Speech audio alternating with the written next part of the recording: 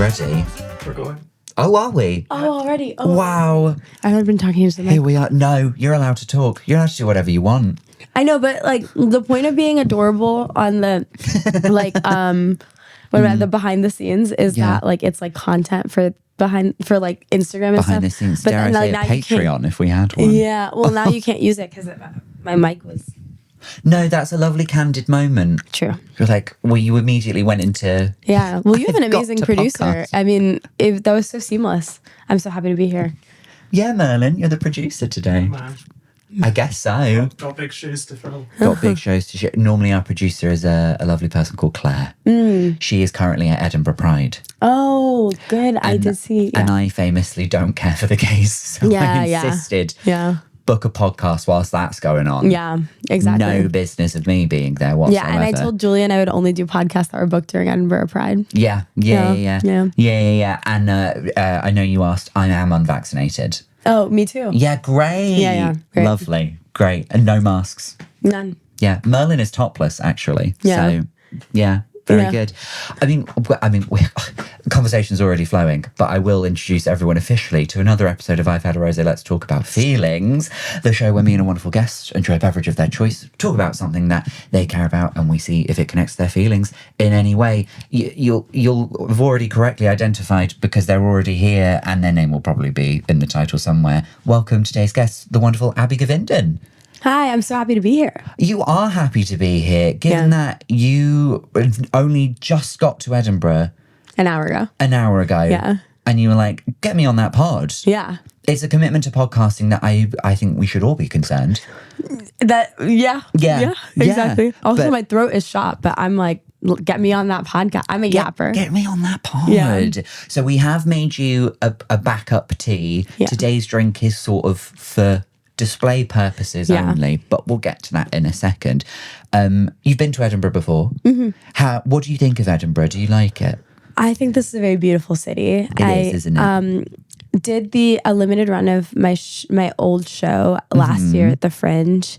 I did 3 shows, and for a long time I was really allergic to Edinburgh Fringe. Like, people had been telling me for a long time what it was. Yeah. But I have a pretty dedicated following in the United States. Sure. I was doing well for myself in the US. I was making good money, so I was like, why would I spend $10,000 I don't have to come do It's a show expensive, abroad? Yeah. For an audience that doesn't appreciate half of these jokes, because my jokes are like very American. Right. But then last year I came and I did my limited run of 3 shows, then I just did a bunch of lineup shows. Yeah. And it made me realize that I needed to do the full run because it just like reinvigorated my passion for comedy.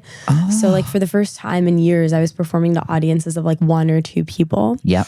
And I was on several of these lineups where it was like 7 comedians, and then like there was one person in the audience, and you can tell that one audience member just didn't want to leave to be rude. When there's more people on stage than the audience. Yeah. Yeah, but then all of the comedians had kind of given up. I was the last person on the lineup. All the comedians before me had kind of given up on winning that person over. So they were just getting through their set and leaving. But I got up there and I was like, I'm going to win this person over. So I just talked to them for my 10-minute set. And then for the first time in like 30 minutes, the audience member lauged. And I just remember being like, oh, this is why I got into stand-up comedy. Yeah. I think that a lot of Americans hate Fringe.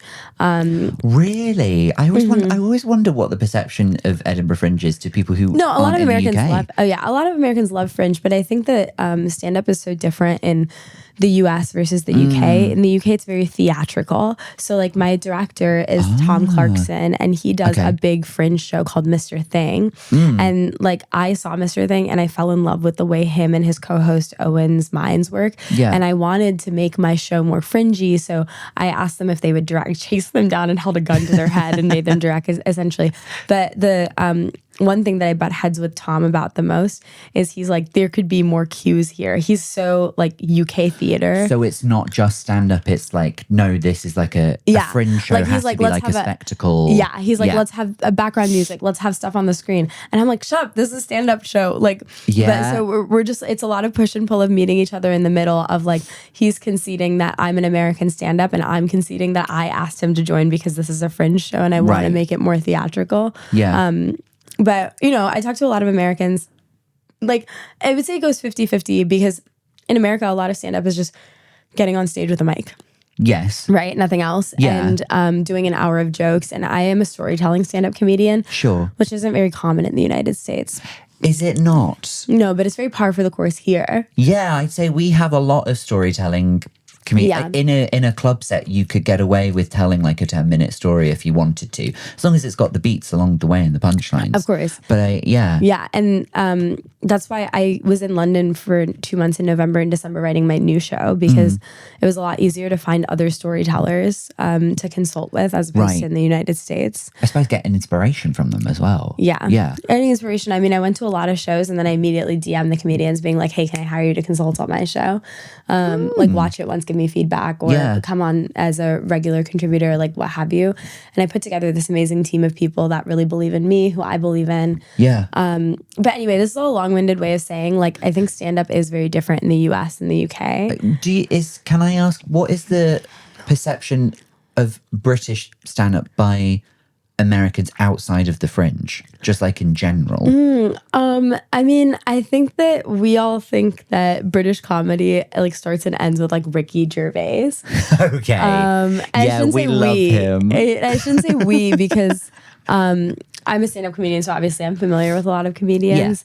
I can tell you what I think about audiences is I get so homesick when I'm traveling for comedy because American audiences, and I'm not just saying this because I'm American, any comedian from any walk of life, any corner of the earth will tell you American audiences are the best, they're the warmest, they laugh the loudest.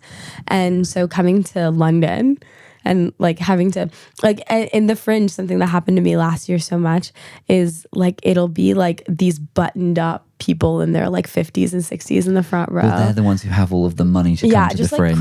Just like crossing their arms, looking at you straight face, not a single laugh the whole hour, to the point where you're like 35 minutes into your own stand-up show being like, is this the correct line of work for me?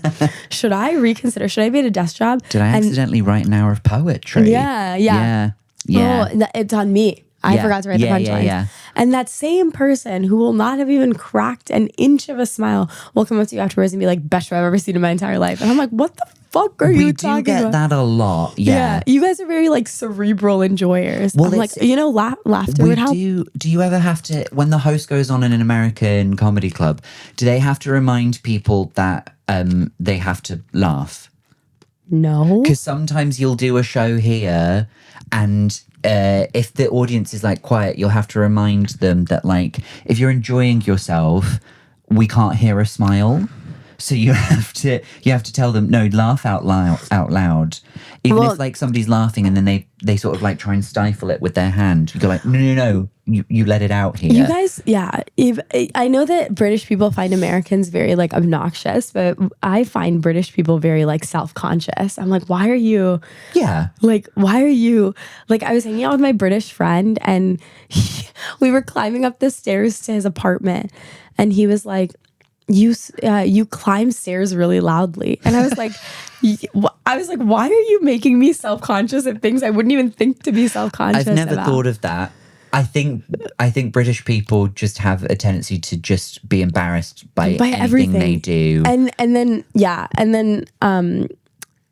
Whereas like so when I was here in November, December, I would go to a lot of comedy shows to like get a sense of British comedy to become a better comedian storyteller.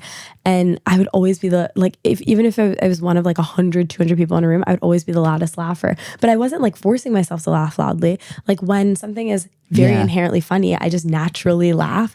And it would be the funniest thing I'd ever heard in my entire life, and I would still be laughing the loudest. And then everyone else in the audience, like if a punchline was funnier than average, like they would also have a bigger reaction, but their bigger reaction was like there, and my big reaction is like up here. You will get that a lot. So then I'm like cackling. It's the peaks and troughs are different. Like all of the heavy hitters in your set, you work them out from audiences like that, and then all of like the cute little asides and like ad libs that you have along the way won't get anything to audiences like that. When you get a nice audience where they're like, they start here and so they're with you for everything. That's nice. But well, get well soon. Sorry for everybody in Britain. Sorry, we're like that. Oh, it's okay. It's okay. And also, honestly, I mean, my little sister is American. It might also just be my personality. My little sister is American, and she is also like, you need to be more self-conscious about things. And my sister, like, I feel like British people have something in common with youngest siblings, that my sister also makes me self-conscious about things I would never think to be self-conscious about. Like, I was eating lunch with her a couple weeks ago and she was like, Abby, you chew so slowly. And I was like, what? Like, it wasn't you chew loudly. It was you chew slowly. It was you chew slowly. Like, I was just like, and then I started being really hyper aware of the beat at which my teeth were meeting one another. Somebody's pointed it out now. Yeah. And then I didn't get that feeling again until I was hanging out with my British friend and he was like, you climbed the stairs so loud. And I'm like, who the fuck? I wonder what thing we can make you self-conscious about here. Let's spitball. Merlin, any ideas? Yeah, Merlin, anything that you think she's doing weirdly? I don't know. It's making me nervous. Your phone's about to fall. Oh, well, there you go. Thank you. Yeah, you put your phone in like a really weird place. Yeah, that'll be it. Well, I mean, we'll work out what we can make you self-conscious of in the next 30 minutes. Yeah, great. Maybe nothing. Maybe we'll be pioneers for the Brits. But let's talk about your choice of beverage. Again, it's a stunt beverage in that we won't be drinking it. Thank God, because it is only 2 p.m. It is only 2 p.m. It won't be 2 p.m. when people are listening, but it is currently 2 p.m. Yeah, I have a show in 4 hours. And you have a show in 4 hours. We can't get you tanked on a lovely big bottle of Murphy Vineyards Shiraz. Ooh. Yeah. Wine of Australia. It certainly is, yes. Big Rivers Shiraz. Yeah. I love a Big River. What? I don't know if that's the name of the place. Oh. I don't know if that's like the name of the wine. It just says Big River Shiraz. Oh, I see. Do you know what I mean? Yeah. Okay. Yeah. I thought you were expecting me to know Australian geography. I was like, brother, I barely know American geography. No. Yeah. I know where Australia is on a map, probably. Yeah. Let's not check. Yeah. Let's just agree that we both know where it is. We both know where Australia is. Yeah. Yes. Why did I choose red wine? Yes, why did you? I started drinking when I was 16, unless my parents are watching, in which case I started drinking when I was 29. I just turned 29 a couple of days ago. Good for you. Congratulations. Happy birthday. Thank you. And I guess I must have had the same first impression of alcohol that every teenager did, which I was like, God, gross. And I tried a red wine, which my mom loved growing up. Was that your first drink, a red wine? No, my first drink must have been like a vodka or something. Right, okay, but one of my first drinks was a red wine. And I was like, God, I think adults pretend to like this stuff. And so from ages like 16 to like 23, 24, I was just like, oh God, red wine, gross. And then one day someone poured me a red wine at a party and I sipped it and it just tasted very pleasant. And I just like really enjoyed the taste. Well, they say your buds just grow to like those things. Yeah. And so I think of all the alcohols, when I'm out on a night out with my friends, I'm the one who always orders a red wine. Like in the club? Sometimes in the club. In the club, you'll have a red wine. Sometimes. But what if you're, throwing some shapes and then you forget that you're holding a glass of red wine and you like slosh it and it spills on someone? Oh, I see what you're saying. No. I think was that it the throwing shapes bit? Yeah. Yeah, dancing. Throwing shapes? I'm trying to be culturally sensitive. That totally makes sense. Does throwing shapes sound offensive? No, it's just that I think that British sayings are so ridiculous. And to be fair, sometimes when we're talking to Americans, we do have a giggle and like make them up. What is tiddlywinks? Tiddlywinks.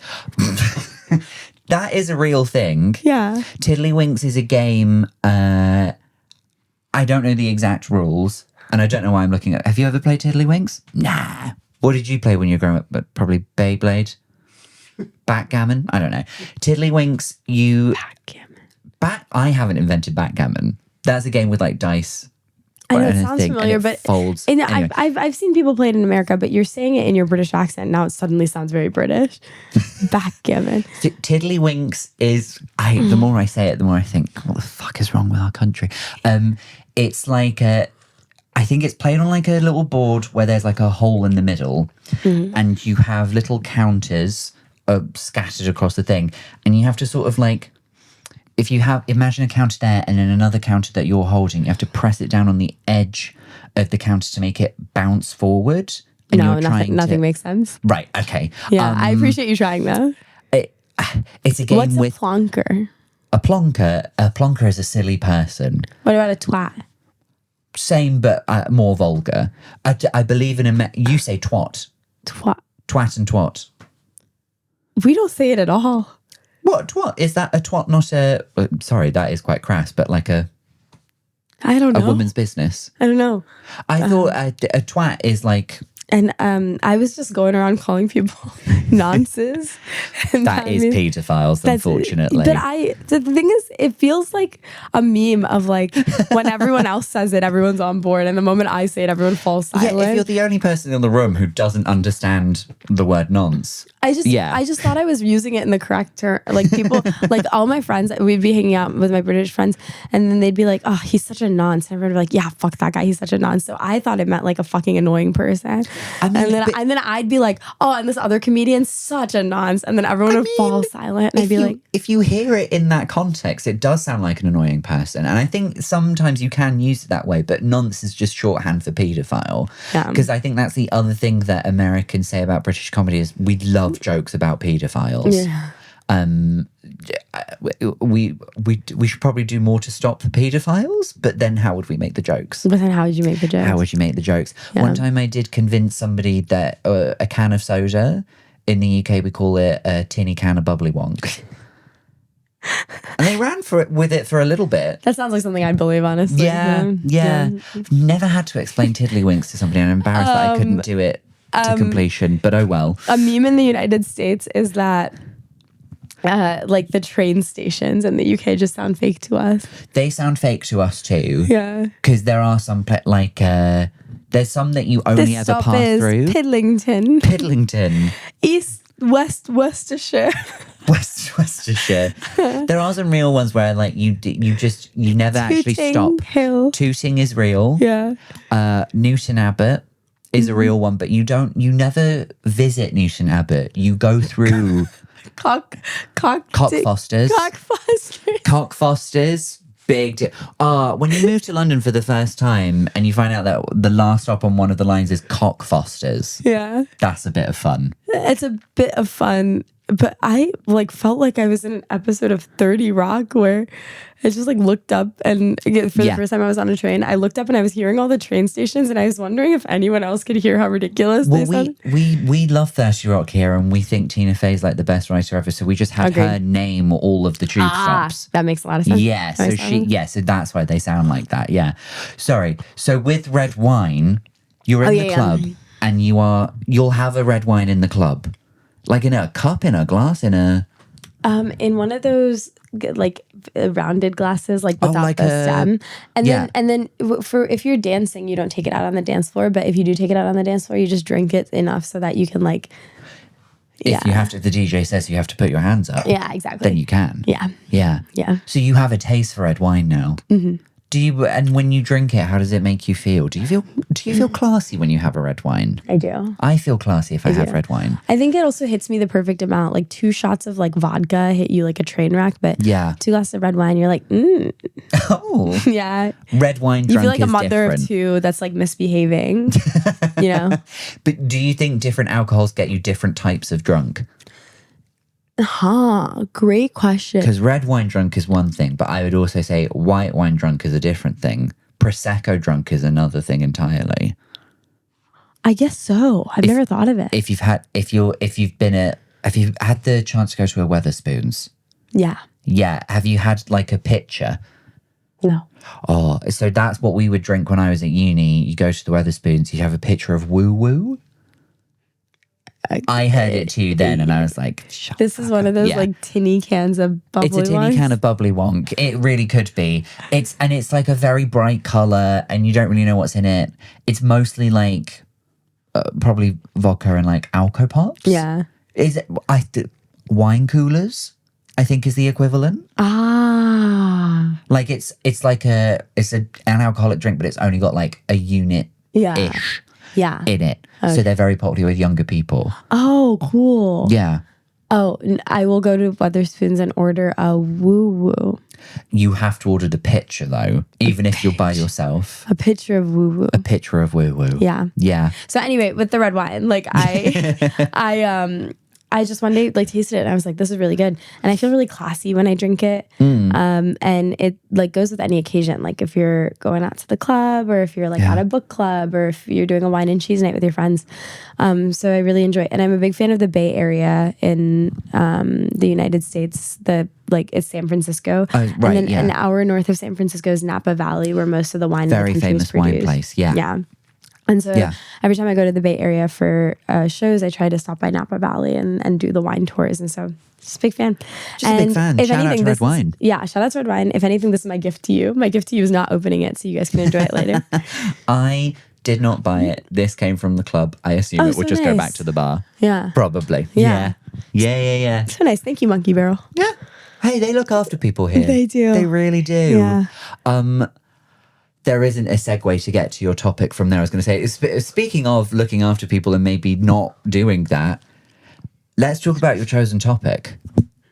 Let's. It's the Amber Heard and Johnny Depp trial. Do you want to now?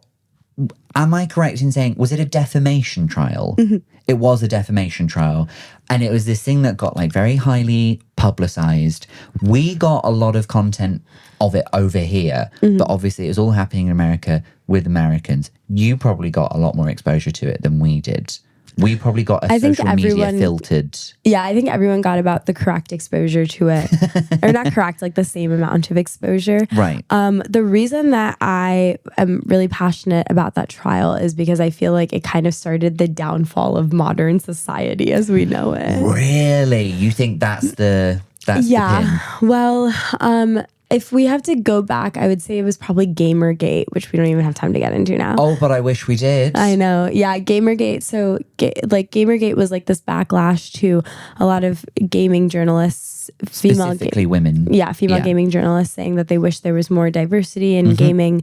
And then all of these gamers went on these gaming forums and doxed these journalists. Because gamers famously love women doing anything. Yeah. That's something famously. that we can They say. respect them and see them as people. Are you a gamer? Not even kind of. Really? You just were really enraptured by the gate of it all. The gate of it all, The gate of it all. I think that I look up at how shitty the internet feels now. Yeah. Like everything is an ad or everything is a mass harassment campaign or someone's getting doxxed, someone's getting dogpiled, or someone's being racist and starting new, conspiracy theories about vaccines and ethnic minorities.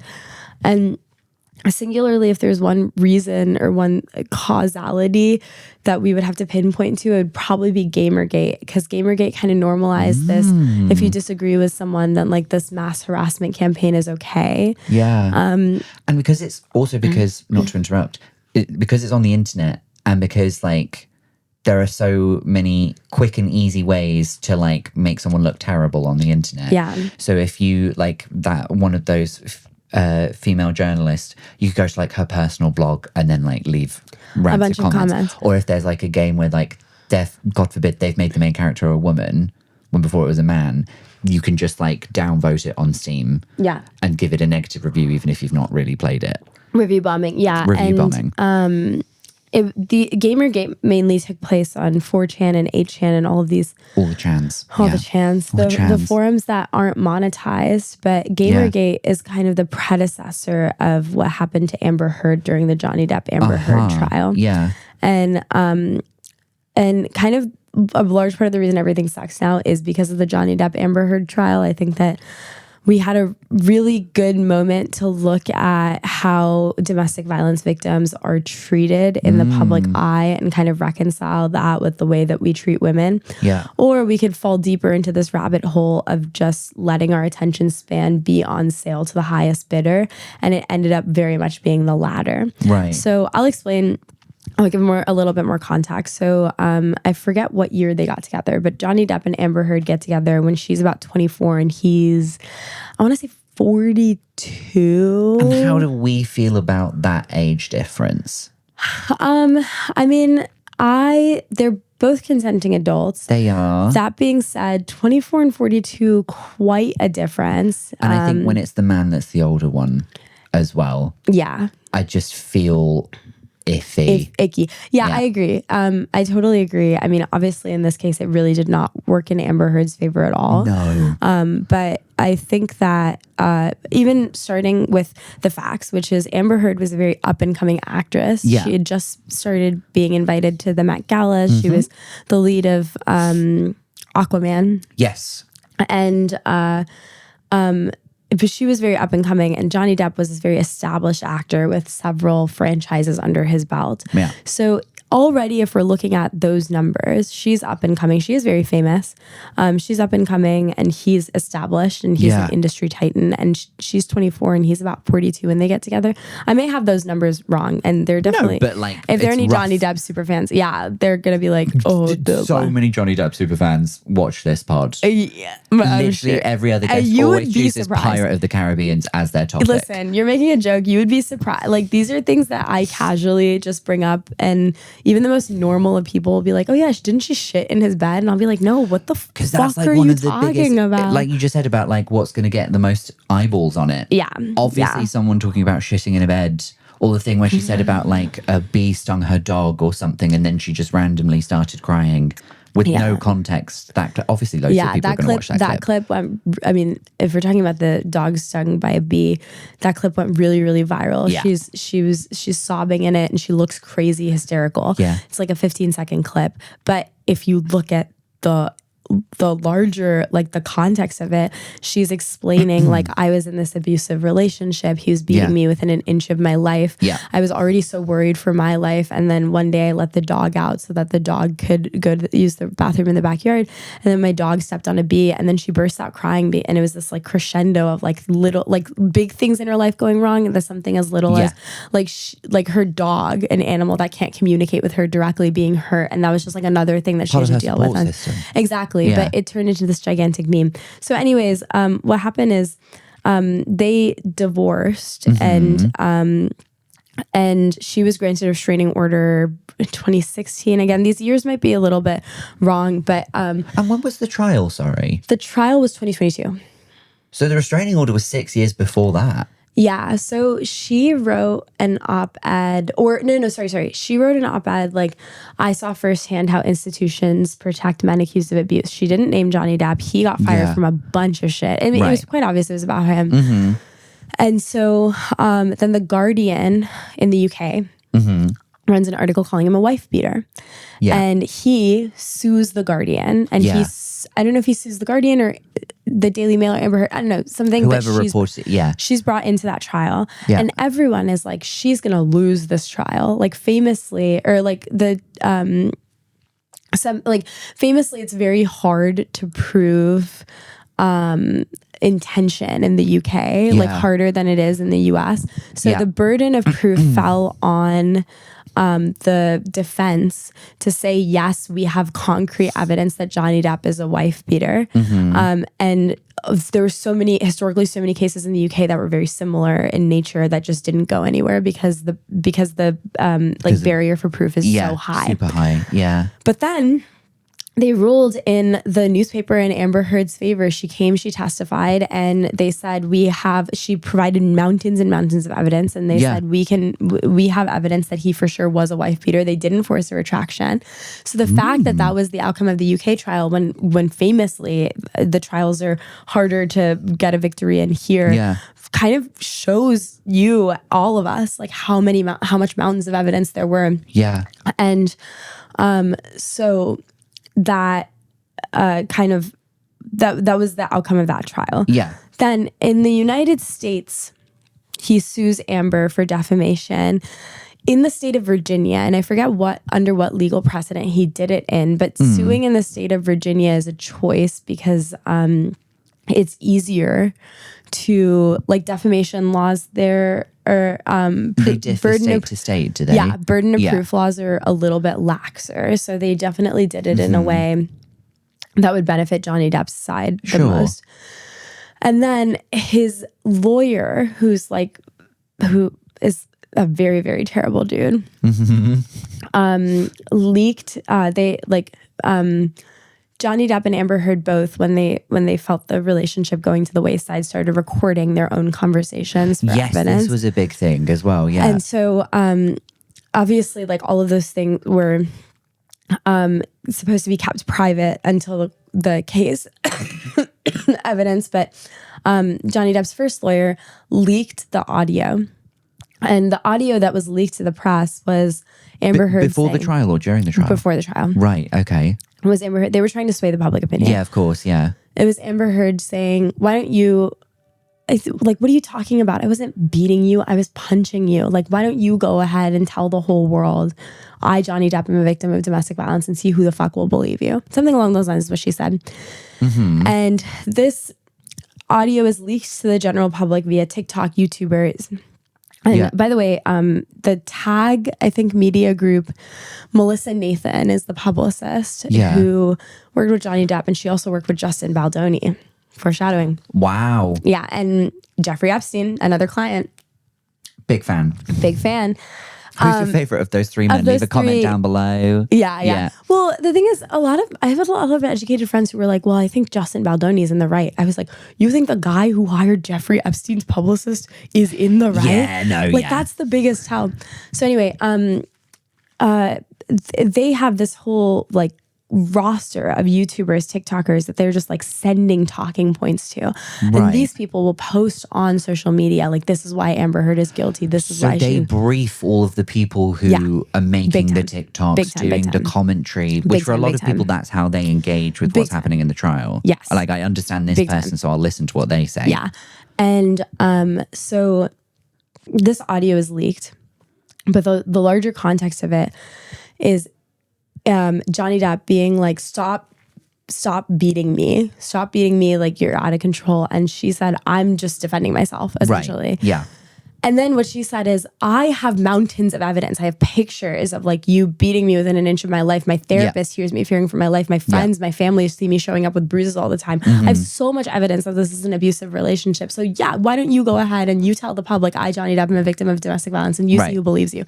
So within context of their conversation, it makes perfect sense what she's saying. Yeah. And she's in the right. But they edited the clip. They released it.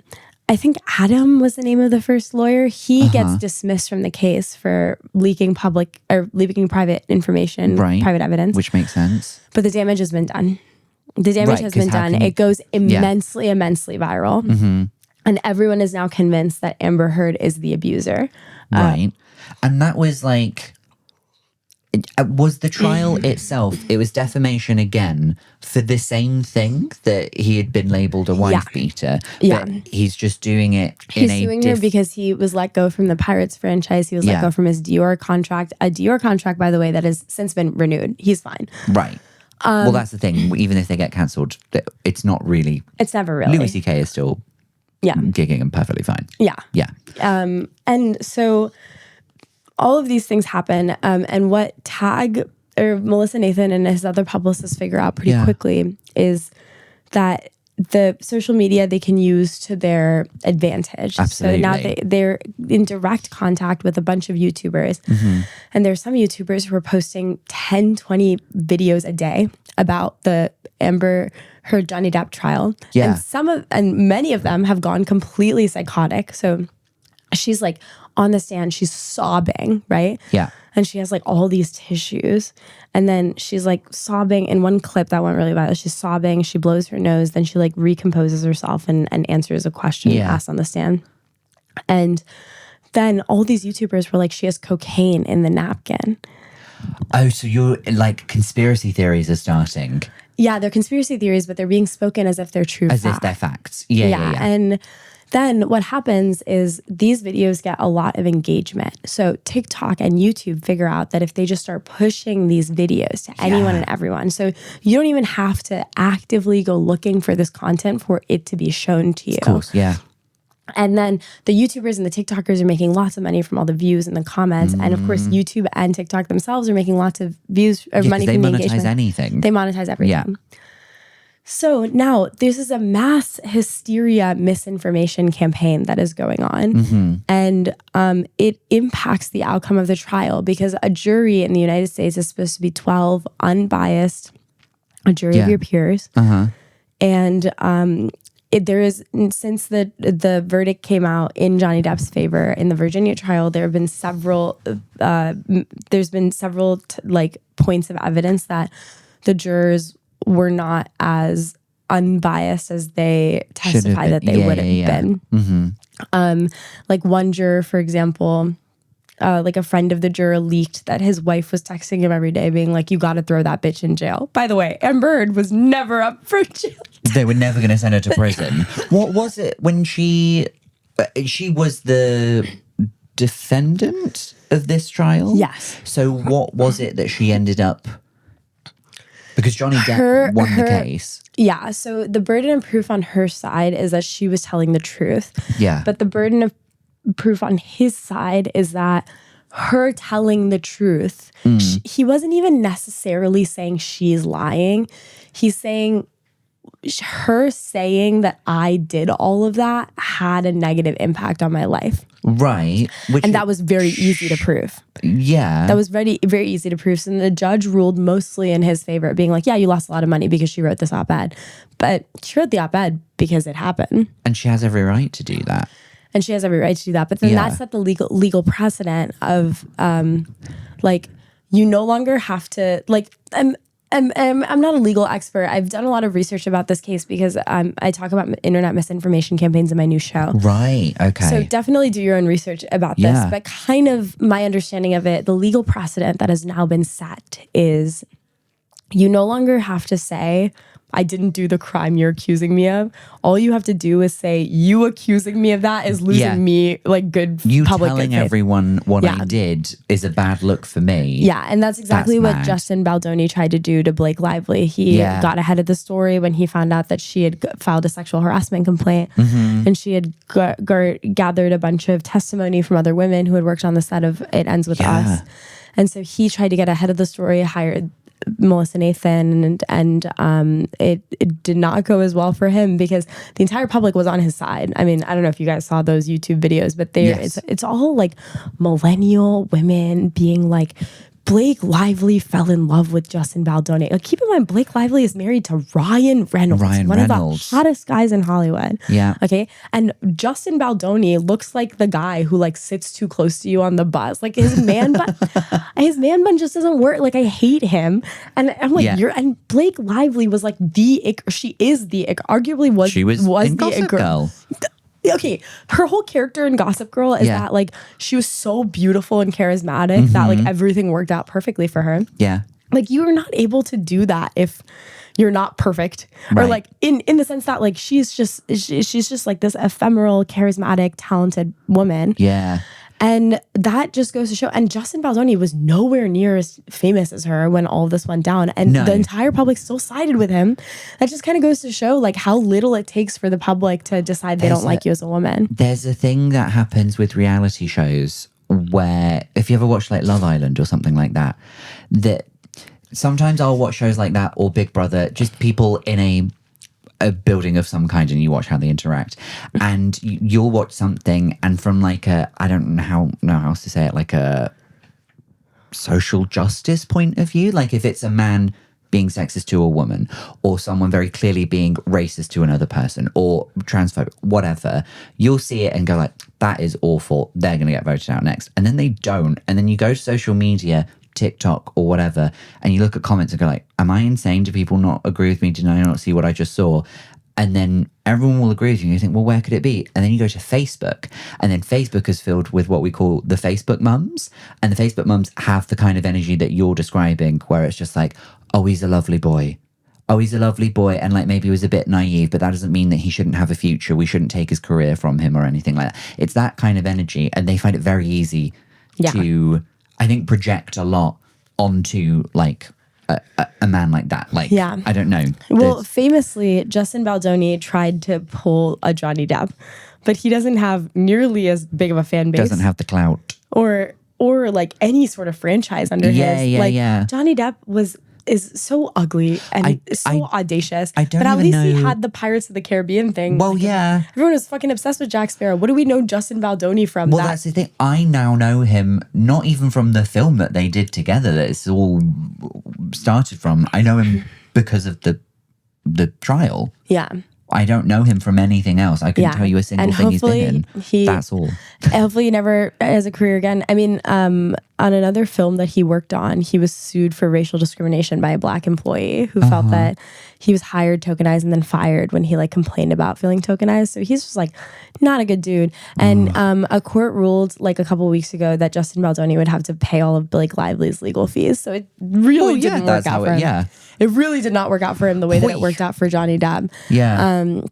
So anyway, YouTube and TikTok figured out that pushing these really controversial, typically manosphere traditional talking point videos to the forefront ups their engagement, because either you agree with it and you buy the merch, or you disagree and you comment about how much you disagree, and either way you're engaging with it. Yes. And it's caused a mass misinformation epidemic, and no one is immune to it, is the thing. Like my audiences, they're very left leaning, they're liberal minded people who are like, oh yeah, like TikTok misinformation is a big problem, but that doesn't impact me. Like we are all affected by it. And like the rise of the trad wife aesthetic was popular in 2020, and that kind of went hand in hand with the popularity of the Depp Heard trial and the talking points around how women are evil and always trying to like whatever. But then you see stuff like women should be at home, they should get married young, they should have kids, they should marry rich, and someone like you or I, we would be like, that's crazy, that's traditional. But then I like started dating someone recently, and I was talking to my best friend about it. My best friend, very like intelligent, thoughtful person. Yes. And I was telling her like, he and I have been seeing each other for a couple months now. We both want to see like where like this goes, where it takes us.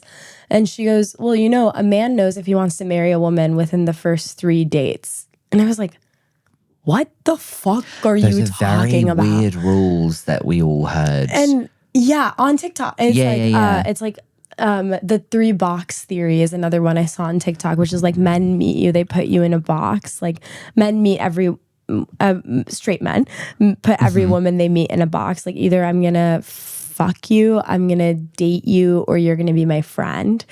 Or like taxi cab theory. Taxi cab theory is very popular. It actually originated on Sex and the City, and then it was repopularized on TikTok recently. Oh, thank God. I really thought it was going to be that fake taxi thing. What fake taxi thing? Did you know about fake taxi? No. The bang bus? No. Okay. No. Totally different. So taxi cab theory is very popular talking point amongst women on TikTok. And it's that men don't care about compatibility when it comes to marrying a woman. They'll just marry whoever is around when they're ready to get married. So a really good example of taxi cab theory is, at least these women say, I don't agree with this, I'm just giving you an example of how these talking points are spread, is Travis Kelce and Taylor Swift. Yeah. So Travis Kelce proposed to Taylor Swift after dating her for 2 years, maybe a little bit under over 2 years.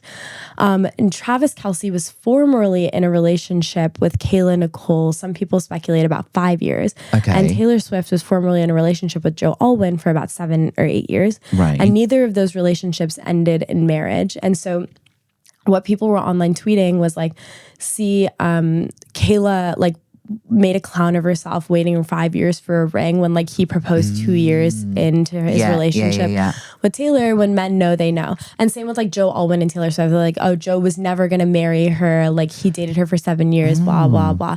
But I posit there's like several things that I have to say about this. First of all, Taylor Swift was 26 and Joe Alwyn was 24 when they first started dating. Right. And Travis Kelce and Kayla Nicole were both about 23 when they started dating. Yeah. And I don't think it's unreasonable if you meet someone in your early to mid 20s to be like, let's see who we are as people in a few years. You're still working yourself out. Yeah, I mean, I just turned 29 a couple of days ago, and who I was at age 20 versus now is so different. And I had a boyfriend who I thought I was going to marry at age 24, but I'm such a different person from when I was 24, and I'm really grateful that I didn't marry the person 100%. I thought I was going to marry at 24. There is also another theory, and I want to get this in, and then we have to do quickfire feelings. I wish we could talk about this for longer. Yeah. There is a theory specifically about relationships that if you were to, I can't remember what it's called, but it's like if you were to list all of the qualities you want in a partner, your ideal partner, you try and find someone like that the first relationship you get into. Then when that ends, the next partner that you look for, you are happy to settle for 10%. Of the original thing, and then it decreases that amount every time. So if you go through 3 or 4 relationships, the person that you end up with is only like 0.001% of all of the things that you were looking for before. Are real because like I actually feel quite the opposite, where like I feel like the older I get, the higher my standards become, and the more I'm like, I'm okay with being alone if people don't meet these standards. But anyway, what I mean to say, the reason I bring up Taylor Swift and Travis Kelce is because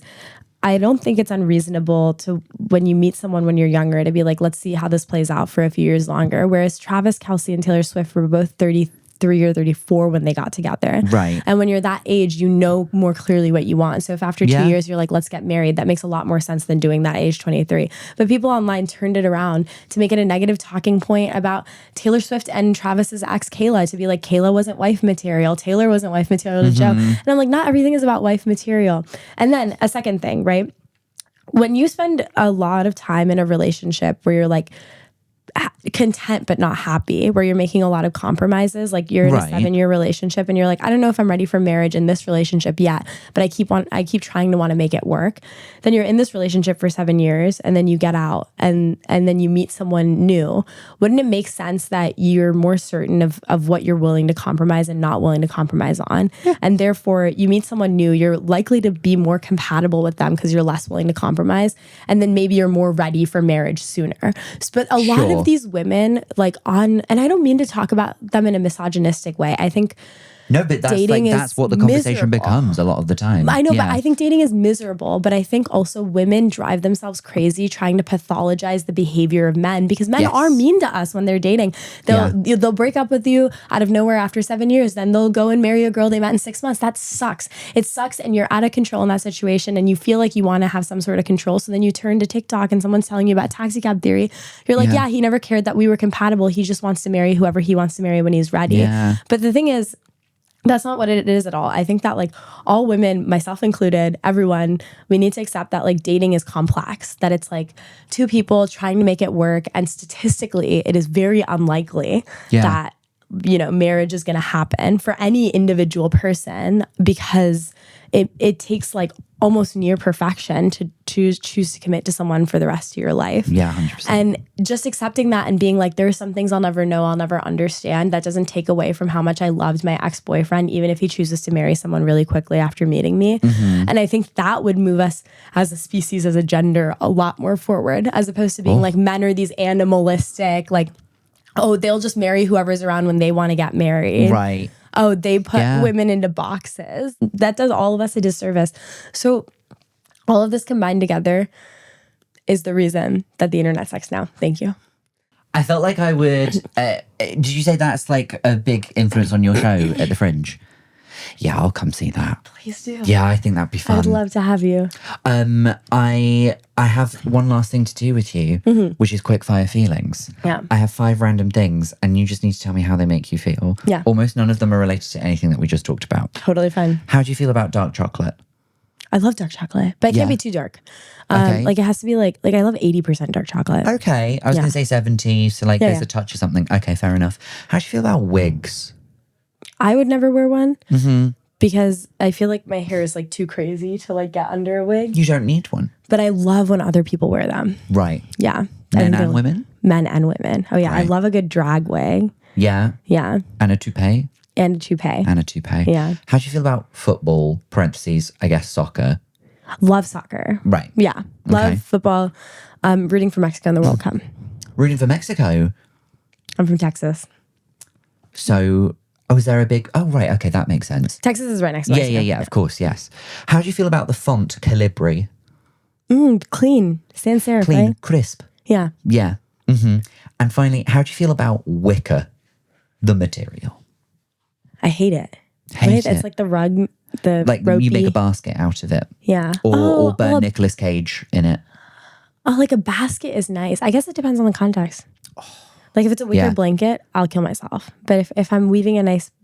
How would a wicker blanket work? I don't know. Leave a comment down below. Yeah. Wicker blanket? Wicker blanket. Etsy?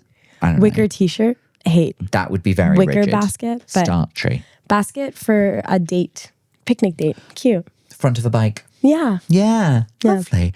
Well, that's the end of the show. Well, thank you so much for having me. Have you had a nice time? Such a nice time. Have a lovely time with your show tonight. This is a podcast conversation, but this is also how any personal conversation goes with me. I always turn it back to internet misinformation campaigns. As you should. Because everyone's always talking about some bullshit. But that's the whole point of the show. Is like, and I'm like, you're only saying that because of misogyny. To you, this is your forum to talk about a thing that you're really passionate about. We don't have to worry that you don't have anything to say. I think we can all agree you've got a lot to say. So much to say. So much more to say. Yeah. Come back. You know I will. Come back and we'll I'll do see you in game August. again. Yeah. Okay. What's the name of your show? Pushing 30. I'm performing every night of the Fringe, except for the 17th at 9:35 p.m. at Pleasance Baby Grand. Delightful. Lovely. Definitely go check that out. We'll link that down below. We'll also be doing a live episode of this podcast on August 12th at 5:45 p.m. here at Monkey Barrel Comedy. So you should definitely come and see that. Tickets will be down below. I'm also doing a work in progress for the first week of the Fringe called Drop Zone 3, Please Ben. It's not going to be about Tipping Point. It might be a little bit. Have you ever heard of Tipping Point? No, that's another thing British people made up. So you can get tickets to that as well. We'll see you for another episode next week. Hey, look after yourself. There's a lot of disinformation out there. Research. Do your goddamn research. Bye-bye. Bye.